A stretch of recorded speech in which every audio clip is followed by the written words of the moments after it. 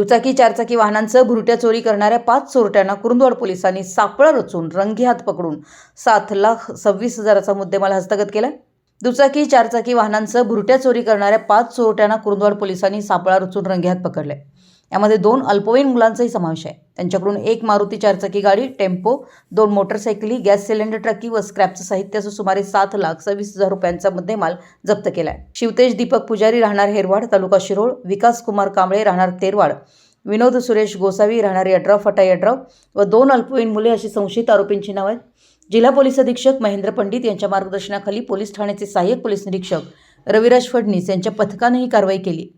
पोलिसातून मिळालेल्या माहितीनुसार कुरुंदवाड पोलीस ठाण्याच्या हद्दीत गेल्या 4 दिवसांपासून भुरट्या चोरीचं प्रमाण वाढलं होतं। त्यामुळे पोलिसांची डोकेदुखी वाढली होती। या चोरट्यांना गजाआड करण्याचं पोलिसांसमोर मोठं आव्हान होतं। त्यासाठी सहाय्यक पोलीस निरीक्षक फडणीस यांनी रात्रीच्या गस्तीसाठी विशेष पथक नेमलं होतं। शुक्रवार दिनांक 8 रोजी गोपनीय माहितीनुसार पथकानं पेट्रोलिंग करीत हेरवाड हद्दीत 5 मैल रस्त्यावर 5 संशयितांना ताब्यात घेतलं। त्यांच्याकडून कसून चौकशी केली असता चोरीची कबुली दिली। पोलिसांच्या या कारवाईनं गुन्हेगारांचे धाबे दणाणले असून भुरट्या चोरांना गजाआड केल्यानं पोलीस ठाण्याचे सहाय्यक पोलीस निरीक्षक रविराज फडणीस, पोलीस उपनिरीक्षक सागर पवार यांच्यासह त्यांच्या पथकाचं कौतुक होतंय।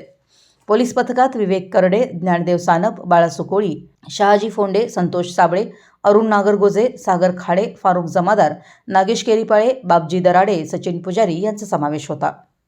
मराठी एस न्यूजसाठी कुरुंदवाडहून संदीप अडसूळ।